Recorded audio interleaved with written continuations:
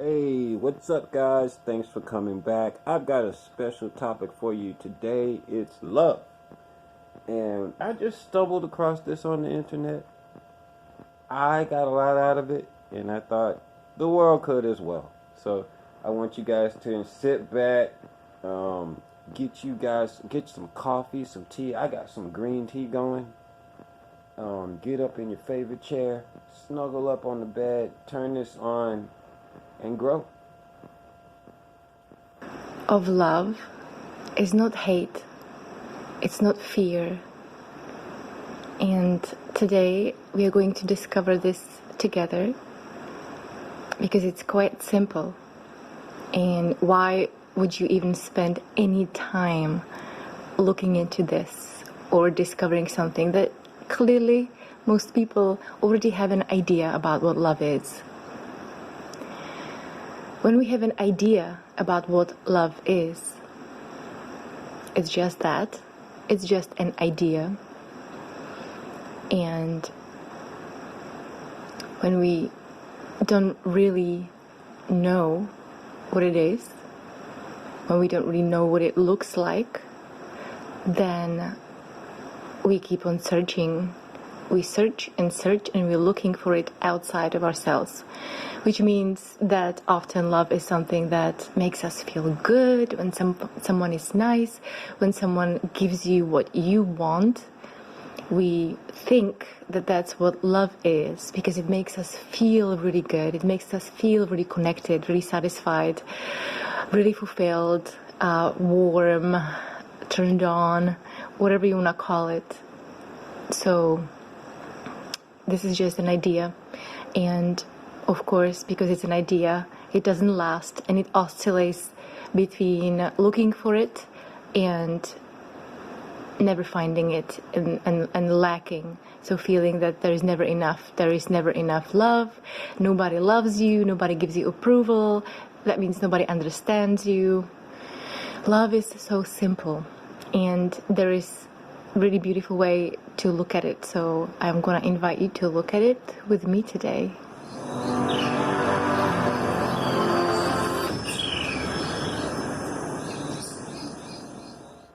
So what is love? I'm gonna speak in the opposite of it today, because love cannot really be described. The moment you put a word on it, it becomes a concept. But when we look at what it isn't, what is the opposite of it, then it becomes obvious. And so, as I said at the beginning, the opposite is not hate, is not fear, as often we hear in spiritual teachings. The opposite of love is simply control. It's when we're trying to control something, when we're trying to fix somebody or something into a fantasy that we have about it. A fantasy is something that we believe that things or people should be like. And we are 100% convinced that that's the truth, that that's the way it is. But suddenly, or somehow, the reality diverges. And we feel let down, or we feel that they're just not doing that thing that we really want, and we feel like they're not loving us. We feel there is never enough love. We feel like nobody understands. We start thinking what's wrong with us, and we adjust our perception to other people. So we behave in a way seeking love. We behave in a way that we believe will give us love, will give us likes, will give us that feeling. So love obviously is not a feeling, because that comes only from a story. When we think, it comes from a thought. When we think someone is doing something for us, something great, what we want, what we need, they say something or that we like, then we feel loved. But what if reality is actually different and we don't know about it? What if someone tells you, I love you so much, but they cheat on you and you don't know about it? Do you still feel loved? Yes, you do, because you don't know what actually happens in reality. It's just a story. And as a story, it oscillates inevitably between good and bad, between feeling so loved and between feeling there is never enough love.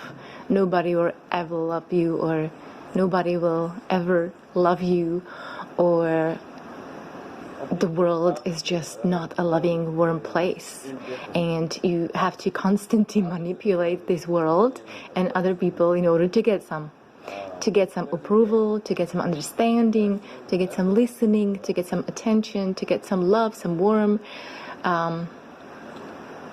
anything. And so recently I watched this video that was quite beautiful. It's just a short viral video, maybe you have seen it. It was about a girl who, she had a panic attack and she called her mom.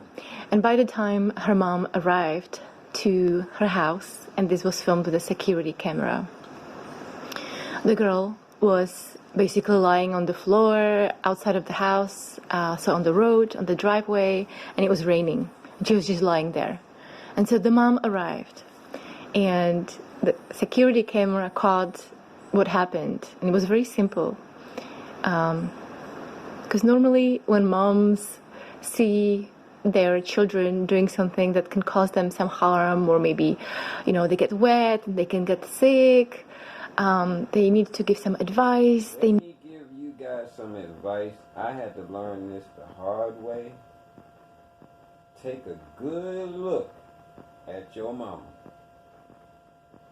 Take a good look at your mama before you start giving her sainthood. Don't fall into the same trap that I did of thinking that my mother was special. No. Your parents both have to prove themselves just like everybody else. Them creating you does not make them correct. We need to just change everything towards what they believe is the right thing, because we're trying to protect those people. We think that that's what love is. What this mom did was so beautiful. She arrived. She just looked at her daughter, was lying there in the rain, and she got off the car and she just lay beside her and just was there with her. So if there were words to what love is, it's just being with something, or being with someone without the need to control them. And that control can happen even in thoughts. It can happen, they should be different, what they're doing. We try to just adjust them somehow because we don't trust them. We don't trust that what's happening is actually somehow supporting the person. Or we don't trust that they are intelligent enough to find their own way. Or we don't trust that it's happening fast enough, or it should be happening in a different way. And so we constantly try to control something and somebody. And perhaps in your life you can see how that control happens constantly. When I work with people, and the very first thing that we do, the very first week, is I give them this assignment to just look into their thoughts and labeling them instead of just getting caught up. So it's just, you start noticing, that your thoughts are all about control, controlling, manipulating, patronizing, advice giving, changing, blaming, victorizing. And so what happens after a while, when you do this, you start disidentify, or this disidentification from the self-image starts happening, and we start noticing that it's completely ridiculous how much control there is, how much manipulation, how much blame, how many stories and assumptions and expectations and whole world of fantasies is happening. But the first step is really just to notice that, and until it just becomes ridiculous, it becomes funny, it becomes this thing where you're just, instead of getting caught up with those thoughts, you're simply noticing what's happening and labeling what it is. Because the part of you, or the real you, that is able to even look and label something, notice it,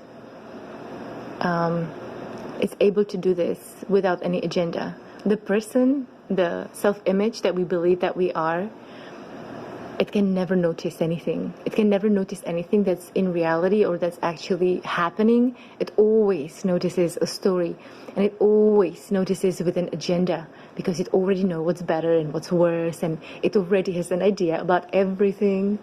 So it's very powerful to simply notice and label something for what it really is, until it just becomes funny often, how much catastrophizing we do and how much control. It's just insane. There is more than you think, and there is absolutely nothing wrong about it, because there is absolutely nothing that you can do about it. It's not about doing something. It's not about trying to change it. It's not about suppressing it. It's not about improving yourself. It's not about doing some techniques about it, managing these emotions and managing these thoughts, because it simply doesn't work. And if something doesn't work, if something simply is, then it's completely normal. It's normal for everybody. I haven't seen it not happening to anyone. And this whole thing has to do something, again, with the self-image that we're projecting, that self-image that we think that we are. And it's always about being a good person. So in the example I gave, it can be being a good mom. You know, a good mom really cares about the health of her daughter, and she wants to protect her and defend her and give her advice. But what's happening deep inside, there is the self-image of a good person that she's actually trying to protect. And what is the cost is that she's losing that connection with her daughter, because she cannot be with her, just being exactly as she is, the way she is. And this is so beautiful when you simply notice how powerful is just being with somebody. You don't need to even say any words. You don't need to do anything. You don't need to prove anything. You are simply there. You are simply being with them. And in that being, there is just love experienced that's been there all along, uncovered or unrecognized. And in that being, it has a chance to just open up and become visible, not to the eyes, just become recognized what it really is. So I just want to invite you, if you feel open, to see what it really feels like to be with people.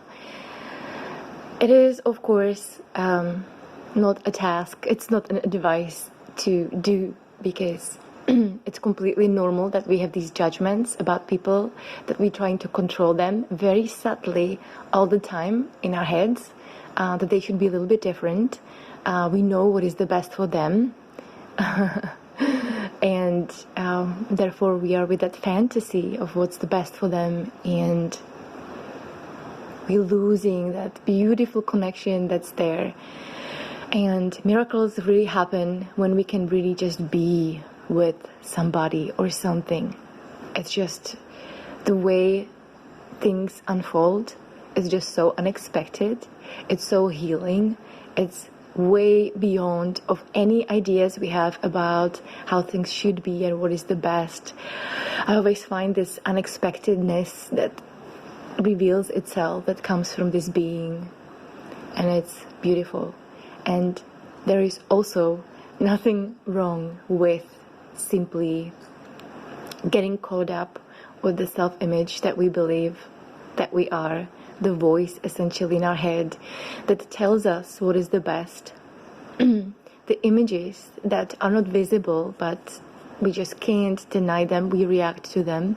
Those images that are fantasies about how everything should be or shouldn't be, what should happen, how people should be, how they should treat us.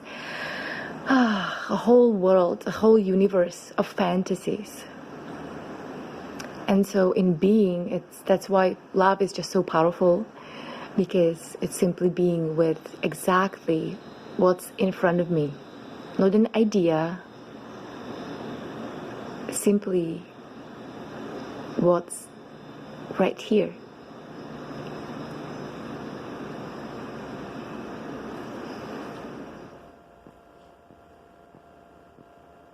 That was pretty good. You know, to me, I feel like that concept works after you've tried everything. Try it. I think that it's important to try to get the relationship that you want with somebody you love first, and then after you can't, if you see that that can't be achieved, then go into the, hey, I'm just gonna just love this person, on an unconditional level, and not get any enjoyment out of loving them. You see what I'm saying? Now, when you love somebody, it's more than just sitting with them and not saying anything. You're supposed to enjoy the people you love. Anyway, this is another little, helpful exchange, I think, for everybody. I think anybody could get some value out of this, and just stay positive. If you have people in your life that you love and they act like jackasses, well, like I said, try and stop them from acting like a jackass first. Then you say, okay, I just gotta love them. I gotta love them as a jackass. Well, my words, my advice. Have a good night. Thank you for coming by.